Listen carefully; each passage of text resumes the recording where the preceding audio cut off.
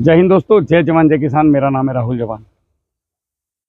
Mobile number 7017414671। मैं हूं आज अपने खुद के प्लॉट पे। देश में एग्रीकल्चर की तरफ युवाओं का रुझान जो है वो बड़ा ज़बरदस्त है और बहुत बड़े पैमाने पे जो युवा किसान हैं वो खेती की तरफ आ रहे हैं और ये एक अच्छा संकेत है देश के लिए, होना भी चाहिए। युवा अगर खेती की तरफ आकर्षित नहीं होगा तो भाई साहब खाएंगे क्या। दिक्कत यहाँ है हमारे क्षेत्र में कि हम खेती को हमने निम्न दर्जे का मान लिया। अगर हम खेती से व्यवसाय की तरफ जाते हैं तो हमारे ही लोग हमारी टांगें खींचते हैं। भाई क्यों, क्या एक किसान के पास मर्सिडीज कार नहीं होना चाहिए? क्या किसान बढ़िया घड़ी नहीं पहन सकता, बढ़िया कपड़े नहीं पहन सकता? तुमने किसान को एक दायरे में क्यों लाके खड़ा कर दिया कि ये गरीब ही रहेगा तो ही किसान है? मेरे गरीब किसान भाइयों कहना बंद करो, मेरे अमीर किसान भाइयों हम कब बोलेंगे? मैं चाहता हूं कि हम ये बोलें कि मेरे अमीर किसान भाइयों, मेरे करोड़पति किसान भाइयों, तुम कैसे हो? ये क्यों नहीं हो सकता है? मेरे गरीब किसान भाइयों, मेरे मजदूर किसान भाइयों, मतलब जबरदस्ती गरीबी की तरफ क्यों धकेला जा रहा है हमें? ये कोई नहीं धकेल रहा है, ये हमारी अपनी और आपकी मानसिकता धकेल रही है।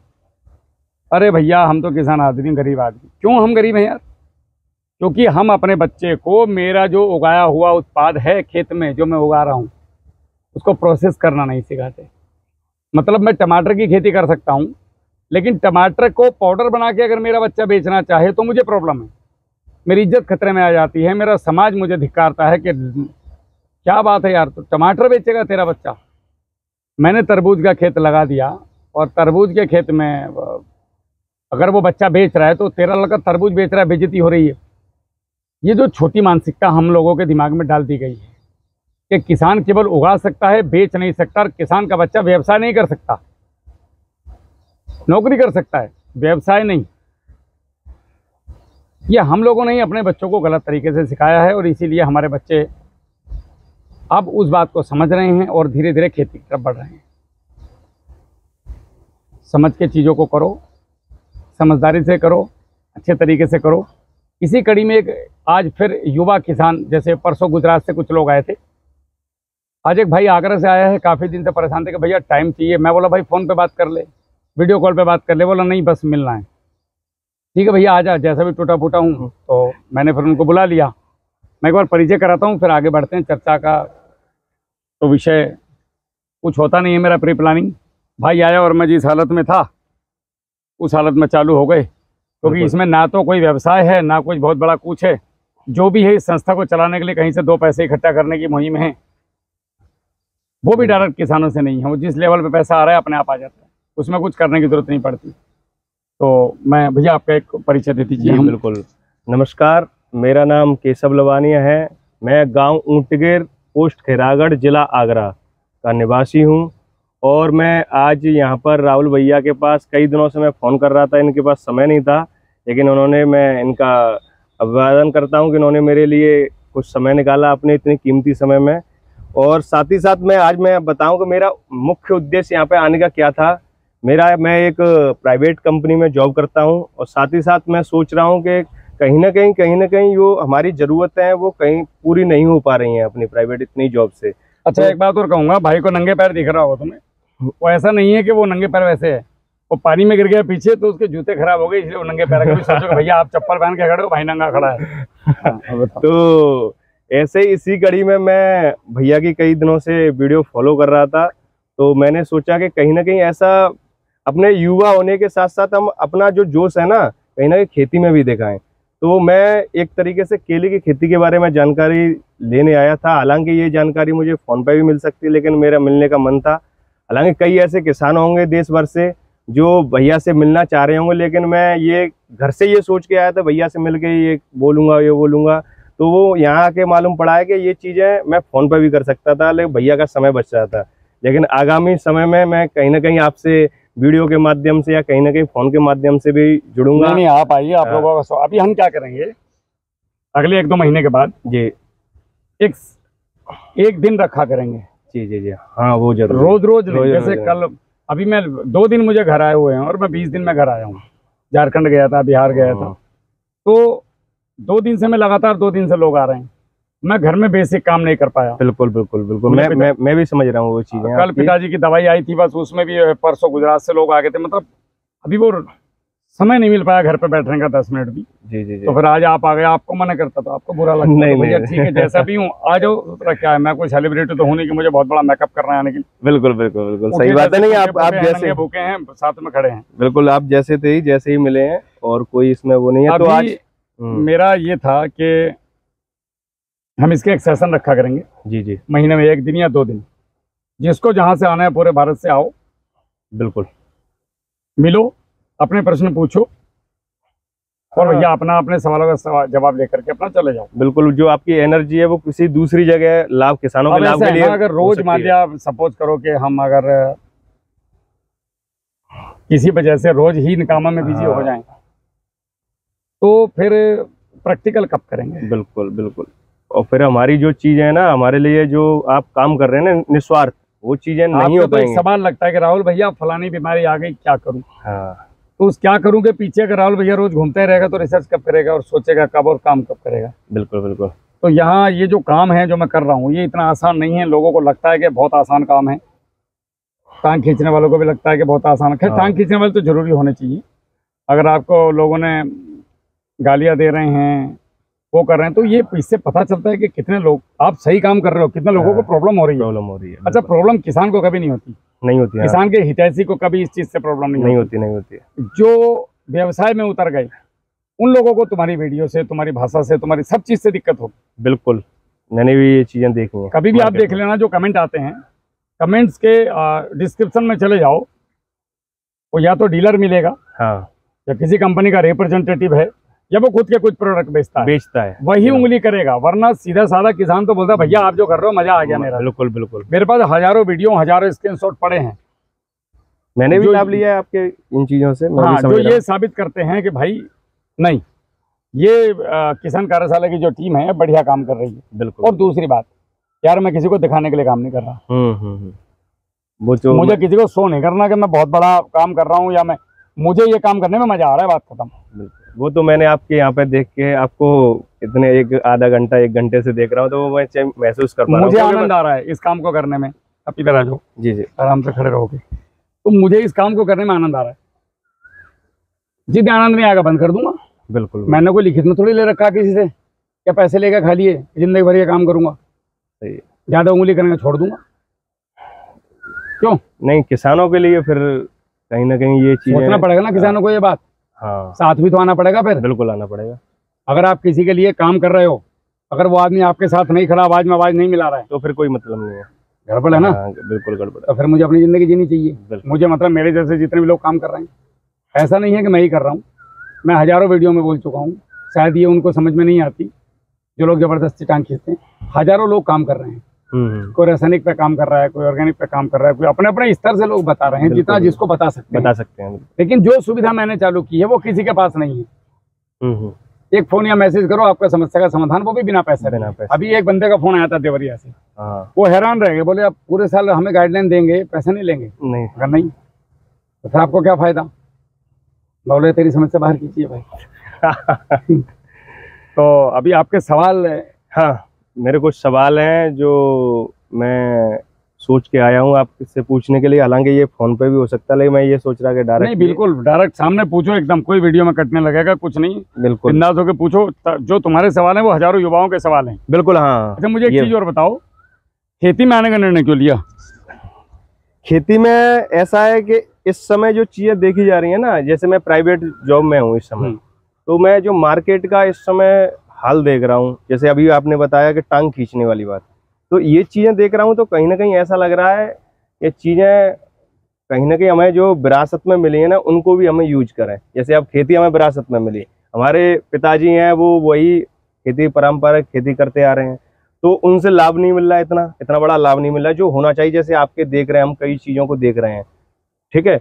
तो उसी चीज को सोचकर हम अपना जो युवा है, तो नए जोश के साथ में खेती में आने का ये सोचा है हमने कि कहीं ना कहीं अपना। यहीं पे लोग फ्लड पानी चला रहे हैं, यहीं पे मैं ड्रिप चला रहा हूँ। जी, तो कुछ तो फायदा होगा ड्रिप का। हाँ, क्यों नहीं, भविष्य के लिए पानी बचाना है ना। बिल्कुल बिल्कुल, ऐसी ही सोच के साथ में मैं आगे आ रहा हूँ। तो साथ ही साथ मैं अपना पूरा परिचय दूं, मैं ऐसे क्षेत्र से आता हूं जहां पश्चिम यूपी से आता हूं, जहां पे सिर्फ इस समय आगामी समय में खेती खाली पड़ी हुई है, और जो आगामी बरसात का समय आगरा के आसपास वाला क्षेत्र है। हाँ, पश्चिमी यूपी, आगरा से और 40 किलोमीटर पीछे जाएंगे आपके धौलपुर और साइड में, राजस्थान की साइड में, बॉर्डर पे अपना गांव पड़ता है। तो देखा जाए तो हमारे क्षेत्र में क्या है, इस समय खेती खाली पड़ी है। पानी नहीं है? पानी इतना नहीं है, जैसे आपके यहाँ पे 30 फुट पे ही पानी, हमारे यहाँ 160, 70, 80 फुट पे है, और फिर वो भी सिस्टम है। तो ये इतना पानी नहीं है जो सभी चीजों को सिंचाई कर सके हम सभी क्षेत्र में। किसी ने 1 बीघा कर लिया, किसी ने 4 बीघा कर लिया, कहीं ना कहीं पूरे क्षेत्र में, पूरे में ओवरऑल देखें तो 2-3% किसान इस समय खेती अपनी करते हैं। तो मैं कहीं ना कहीं इन चीजों को सोच के आगे बढ़ रहा हूँ कि तकनीक के साथ में बढ़ेंगे, और आपके जो गाइडेंस दिया है इन चीजों के बारे में आगे बढ़ेंगे तो कहीं ना कहीं हमें लाभ मिलेगा। देखा जाए हमारा ऐसा क्षेत्र है जहाँ बाजरा की खेती करेंगे हम, अब जानते हो आप बाजरा की खेती में, और उसके बाद में हम सरसों की खेती, यही दोनों खेती हमारे यहाँ पे मोस्टली होती हैं। हालांकि कुछ किसान आलू की खेती करते हैं, गेहूं की खेती करते हैं, तो वो चीजें हैं। ओवरऑल मैं आप लोगों से बताऊं तो पारंपरिक चीज में इतना लाभ नहीं मिल पा रहा है। दूसरा, टेक्नोलॉजी के साथ में कर रहे हैं तो उससे भी इतना नहीं हो पा रहा है। तो जैसे हमारे अभी मैंने बताया कि पानी की थोड़ी सी कमी है, थोड़ी नहीं बहुत कमी है देखा जाए तो कहीं ना कहीं आपके यहाँ पे अभी मैंने आके देखा कि ड्रिफ्ट चल रहा है। तो ये चीजें अग्रसर है ना हमारे आगे के लिए कि ये चीजों का लाभ लेंगे तो कहीं कहीं जो जल के स्रोत हैं वो हम अपने नहीं, अपने बच्चों के लिए बचा के रखेंगे, समझ रहे हो। नहीं तो हम ऐसे जो अंधाधुंध खेती का सिस्टम चल रहा है फ्लड सिस्टम से या किसी से, तो 10 सालों में इन स्रोतों को खत्म कर देंगे हम। तो कहीं ना कहीं ये ड्रिप के सिस्टम से या कोई भी आप टेक्नोलॉजी बता रहे हैं इनके माध्यम से चलेंगे तो हम अपने बच्चों के लिए भी अपने भविष्य में खेतों को बचा के रख जाएंगे। नहीं तो कहीं ना कहीं रासायनिक का अंधाधुंध सिस्टम चल रहा है, आप जैसे बता रहे थे, मैं भी बता रहा हूँ, मैं तो खुद मार्केट में तो मुझे मालूम है। तो ये चीजों को कहीं ना कहीं दिमाग में रख के ये चीजें मैं आगे बढ़ रहा हूँ। रोज जमीन डाउन हो रही है। बिल्कुल बिल्कुल, day by day, day by day. अब हम 2024 में अगर इतने परेशान हैं तो ये मान के चलो 2050 में फिर क्या होगा हमारा? कुछ नहीं होगा, कुछ नहीं बचेगा। ये चीजें स्रोत है ना, तो जल के कमा किसके ले रहे हो? तो वही तो मैं, शादी हो गई? हाँ शादी हो गई। ठीक है, बच्चा है? हाँ 2 बच्ची हैं मेरे पास। 2 बच्ची हैं। उन बच्चों के जो बच्चे पैदा होंगे, जब उनको भोजन ही नहीं मिलेगा, हाँ, तो फिर हमने बच्ची क्यों पैदा की? बिल्कुल। अब अगर हमने ये बच्ची पैदा की तो हमें उनके भविष्य के बारे में भी सोचना है। सोचना पड़ेगा। सोचना सबसे पहले ये है कि उनके लिए रिसोर्सेज बचाए जाएं, पानी बचाया जाए, बिल्कुल, जमीन बचाई जाए। दायित्व बनता है ना? बिल्कुल बिल्कुल बनता है। तो आप एक दायित्व निभा के दूसरे से भाग नहीं सकते। नहीं भाग सकते कि मैं इनको पालूंगा, बड़ा करूंगा, शादी कर दूंगा। हाँ, अब आपके हाथ में खेती भी है तो आपने उनके लिए वो जमीन को भी बचा के रखना है, वरना ये बंजर जमीन दोगे तो लोग, देखो ऐसा कोई टेक्नोलॉजी नहीं बना है कि बिना खाने के इंसान जी जाए। बिल्कुल बिल्कुल सही बात है। तो भोजन मुख्य प्राथमिकता है हमारी। बिल्कुल, प्राथमिक स्रोत ही है अपने लिए, तो वो उसके लिए काम करना पड़ेगा। बिल्कुल। तो इन्हीं चीजों को दिमाग में रख के आगे बढ़ने का प्रयास चल रहा है। कितनी सफलता मिलती है आपके मार्गदर्शन में, वो चीजें आगे आएंगी। देखो, मैं कोई सर्वज्ञाता नहीं हूँ। नहीं, वो मेरे पास जो भी मैंने कुछ सीखा, पिछले 10-12 साल में बहुत धक्के खाए मैंने अपने जीवन में। हाँ, बहुत जगह में ठगा गया, बहुत सारे लोगों ने मेरे साथ छल किया, बहुत सारे लोगों ने मुझे एक तरीके से बर्बाद करने की पूरी कोशिश किया भी। कई बार मैं बैकअप पे आया, बहुत एकदम जीरो पे, जीरो से आकर के फिर मैं कई बार फिसल के नीचे आया हूँ, क्योंकि मेरे अंदर एक गंदी आदत है, मैं भरोसा बहुत जल्दी करता हूँ। ये बहुत गड़बड़ आदत है। एकदम ट्रस्ट किया, किसी को साथ लिया, वो आया, पता नहीं क्यों आया, किस लिए आया, काम नहीं किया, कुछ नहीं किया, उल्टा तुम्हें खींच करके वापस पीछे करके चला गया। बिल्कुल बिल्कुल बिल्कुल। तो जीवन के जो उतार चढ़ाव मैंने सीखे, तो मैं जो युवा हैं, मैं 40 साल का हो चुका हूँ, मैंने सेना में जॉब की है। जी। तो मैं सरकारी जॉब का भी अनुभव ले चुका हूँ। बिल्कुल। मैं 16 साल की उम्र से पैसे का अनुभव भी ले चुका हूँ, पैसा कमा के क्या मजा आता है। मतलब मेरे पास तीनों अनुभव है। बेरोजगारी स्टूडेंट लाइफ का है, उसके बीच में बेरोजगारी का था, बिल्कुल हाँ, उसके बाद में जॉब का है, आफ्टर रिटायरमेंट का है, और अब फेलियर का है, बैकडाउन का है, अब सक्सेस का है, और खेती का है। तो मेरे पास एक मिश्रित है। अगर आपको किसी भी विषय पे बात करना है तो आप मेरे से खुल के बात कर सकते हैं। मैं सीधे सिंपल जवाब दूंगा कि भाई ये है, मेरे हिसाब से ये है, ये नहीं है। बिल्कुल। तो मेरे पास हर समस्या का समाधान ऐसा नहीं है कि मेरे पास है, लेकिन मैं कोशिश करता हूं कि आपकी समस्या का समाधान मेरे पास अगर नहीं है, जिसके पास है वहां से उससे लेकर के आपको देने की कोशिश करूं। बिल्कुल बिल्कुल। क्योंकि लोग आज की तारीख में फोन उठाना पसंद नहीं करते। हाँ, जहां आपको 10 आदमी ने जाना, आपकी पहचान बढ़ी, आप बन गए VIP। अब आप फोन नहीं उठाओगे किसी का। देखा है, मैंने देखा है। तो मैं मानता हूं जब आप ऊपर जाते हैं तो आपके पास लोड बढ़ता है, प्रेशर बढ़ता है। मेरे पास ही बढ़ रहा है। मैं पहले डेली के डेली मैसेज क्लियर करता था, अभी नहीं कर पा रहा हूँ। अभी 2 दिन 3 दिन भी लग रहा है मुझे क्लियर करने में, लेकिन कर रहा हूँ। बिल्कुल। फोन तो मैं मोस्टली उठाता हूँ। देखा है, मैंने देखा है। अगर मेरे पास बैक कॉल नहीं तो मैं बैक कॉल करता हूँ। अब बहुत ही ज्यादा हो गए तो अलग बात है। तो अभी इस चीज की जरूरत है देश में। दूसरा, बड़े गड़बड़ कर रहे हैं लोग किसानों के साथ। इसका जिम्मेदार कहीं ना कहीं किसान भी है। दोनों चीजें करवा रहा है, वो जानबूझ के करवा रहा है। उसको पता है ये गड़बड़ हो रही है, उसके बाद भी करवा रहा है। लोग क्या करते हैं, मीठी मीठी बातें करते हैं किसानों के हित में, तो किसानों को लगता है ये मेरा हित है, मेरे हित ऐसी है, और वहीं पे वो उसको छल के भाग जाते हैं। सीधा बोलो भाई, तू नालायक है, तेरी गलती है। सही बात, बोलने वाला नहीं है। जब तुम्हें बता दिया, अभी एक भाई का मेरे पास मैसेज आया, बोले भैया हमारा केला भी ऐसा करवा दो जैसा वो प्रतापगढ़ के मुकेश यादव का हुआ है। वो मैंने देखा है नहीं? बढ़िया केला है, बहुत बढ़िया। अब मेरे पास कल से 20 कॉल आ गए, हमारा ऐसा करवा दो। तुम पिछले 4 महीने से कहाँ हो? फरवरी में कहाँ थे? कोई मैसेज नहीं। फरवरी मार्च कोई मैसेज नहीं, अप्रैल कोई मैसेज नहीं, मई कोई मैसेज नहीं। तुम्हें वीडियो देखने के बाद याद आ रही है राहुल भैया हमारा ऐसा करा दो। वो बंदा जिस दिन से केला लगाया था उस दिन से पीछे बैकअप मेरे साथ था। मैंने जो बोला 100% उसने किया, तो रिजल्ट उसके सामने है यार। बाकी में बहुत अच्छा रिजल्ट है। मेहनत करोगे तो दिखाई देगा ना, मेहनत नहीं करोगे तो कुछ नहीं आएगा। अब तुमने सोचा ठीक है, लोग क्या करते हैं, चकोरिया समझते हो? हमारे चकोरिया करके वो है शब्द, अच्छा, जो जगह जगह के टेस्ट चखता है, एक जगह पेट नहीं भरता। बहुत सारे लोग इतने भ्रमित हैं, कभी किसी से पूछेंगे, देखो यहाँ जो भी खेती सिखा रहा है वो कुछ ना कुछ अनुभव लेके आया है। बिल्कुल। चाहे आप हो, मैं हूँ, या और कई हजारों लोग अपने अपने माध्यम से अपने संस्थाएं बना करके लोगों को खेती सिखाने की कोशिश कर रहे हैं। ऐसा नहीं है वो गलत है, सब सही है। लेकिन मुझे किस सांचे में फिट होना है, तो मुझे एक के साथ चलना है। देखना पड़ेगा ये चीजें किसान को। क्या तुम ये कह सकते हो कि इस दुनिया में भगवान नहीं है? नहीं कह सकते। राम नहीं है? नहीं कह कृष्ण नहीं थे? बिल्कुल नहीं देखे तो नहीं हमने, लेकिन हनुमान जी नहीं है? बिल्कुल। मोहम्मद साहब नहीं है? सही बात, नहीं बोल सकते हम। जीसस नहीं है? सही बात है। आप रविदास नहीं है? सब थे ना? बिल्कुल सब थे। लेकिन मेरा मन किस तरफ ज्यादा आकर्षित हो रहा है, वहीं अपना फोकस करो। तो ये सब एक माध्यम थे, ईश्वर के दूत जो हमें अच्छी चीजें बताने आए। अब हमें जिसकी बात सही लग रही है उसको एक का हाथ पकड़ के गंगा तर जाओ यार। 5 नाव खड़ी हैं, गंगा पार तरनी है, नदी पार करना। 5 नाव में जिस नाव में कंफर्टेबल लग रहा है, किसी को बड़ी नाव से प्रॉब्लम है, किसी को छोटे से प्रॉब्लम है, किसी को पानी से देख कर डर लगता है, किसी को ब्लड जैकेट पहन के अंदर रूम में बैठ रहे हैं, तो 5 नाव में से आपको जो नाव पसंद हो उसमें बैठ जाओ। मकसद एक ही है, नदी पार करना। बिल्कुल समझ गया आपकी बात। अल्लाह कहो या राम, जाना बेटा वहीं। सही है आपकी बात। बड़े एक मजे की बात पता चली थी मुझे, एक बंदे के बारे में पता चला। वो बंदा पिछले जन्म में मोमडन था, मुसलमान। अच्छा। मुस्लिम परिवार में पैदा हुआ। 22-23 साल की उम्र में एक्सीडेंट से उसकी डेथ हो गई। अच्छा।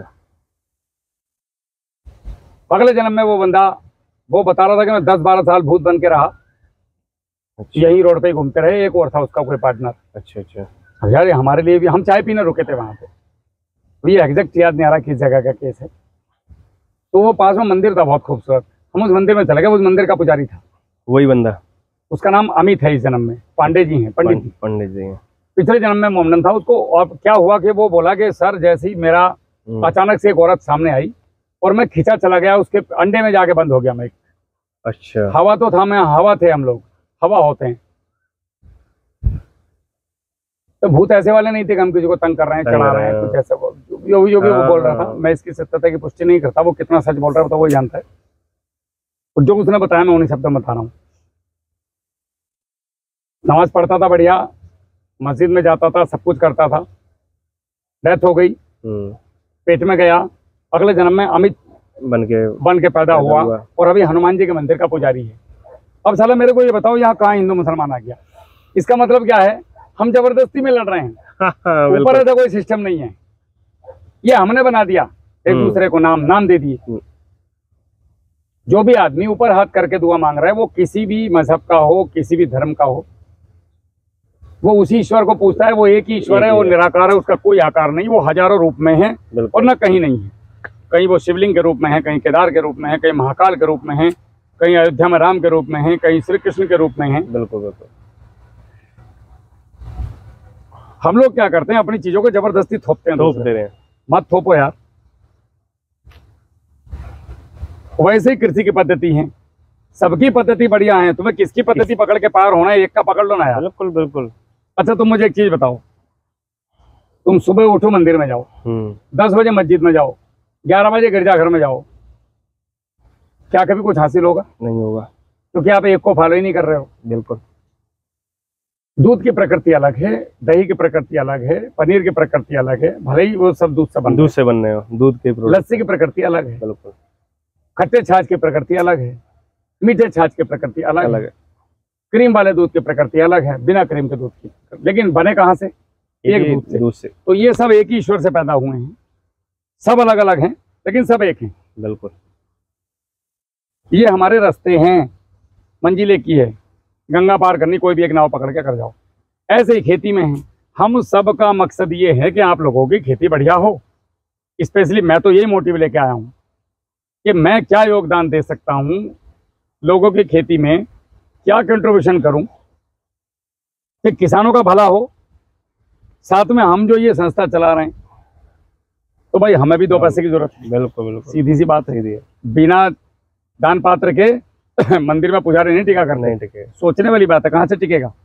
आगरा जाऊंगा, तेल चाहिए ना गाड़ी में। बिल्कुल चाहिए। जमीन बेच के लाऊं, पेंशन का पैसा भरूंगा, बालकों की फीस ना भरूं। अगर तुम्हारा बच्चा एसी में सो रहा है मेरी वजह से, तो मेरा बच्चा कम से कम तुम्हारी वजह से कूलर में तो सोए गुरुजी का। बिल्कुल। क्या तुम चाहते हो कि गुरुजी का कपड़े भी बिक जाएं? तो अगर तुम्हें मैं 100 रुपए कमा रहा हूं, तो फिर मैं तुमसे 1 रुपया कमाने का हकदार हूँ। बिल्कुल हक है, इसमें कोई शक नहीं। कोई शक नहीं है। बिना गुरु दक्षिणा के कुछ होने वाला भी नहीं है। अगर वो नहीं लोगे तो बिल्कुल वो भी गलत है।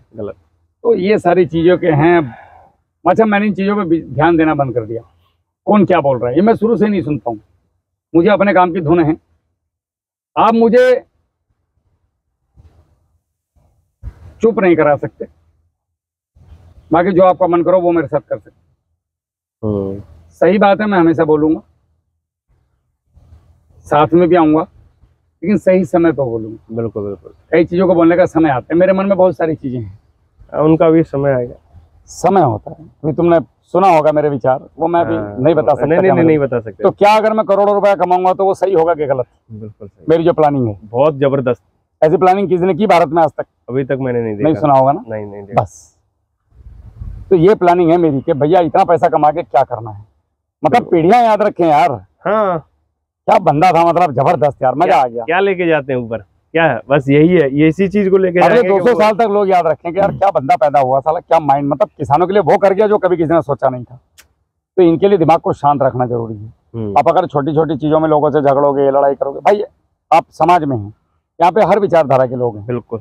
मान के चलिए कि 100 में से 90% आपके खिलाफ जाएंगे। अगर आपके अंदर उन 90% की गाली गलौज दुत्कार सहने का मादा है, तो आप फिर सामाजिक काम में निकलो। आप अगर एक आदमी को लेकर के सीरियस हो जाते हो, उससे झगड़ा करने लगते हो, तो आपके लिए सामाजिक पटल नहीं है। बिल्कुल नहीं है, नहीं है। लोगों ने राम को नहीं छोड़ा, मोहम्मद को नहीं छोड़ा, पत्थर मारे यार, गुरु नानक देव जी पे पत्थर मारे। बिल्कुल। साला मैं तो चीज, मैं तो उनके पैरों की धूल भी नहीं हूँ।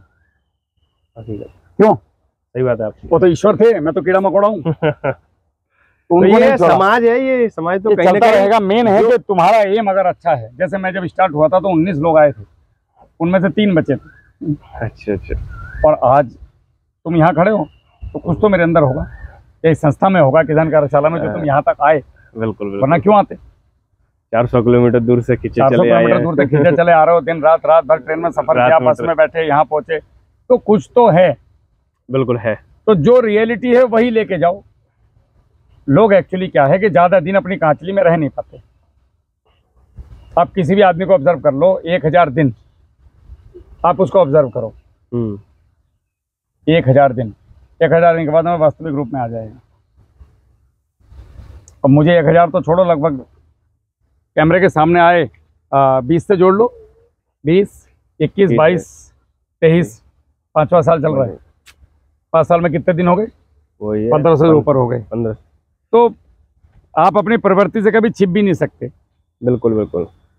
चलो, ये तो अभी ये एक हमारी आपकी बातचीत हो गई कि समाज क्या है और हम किस तरीके से हम क्या कर सकते हैं। हाँ। बेसिक सी चर्चा थी। अब इसके बाद हम बात करेंगे आपके केले के प्रश्नों के ऊपर। बिल्कुल बिल्कुल। ठीक है।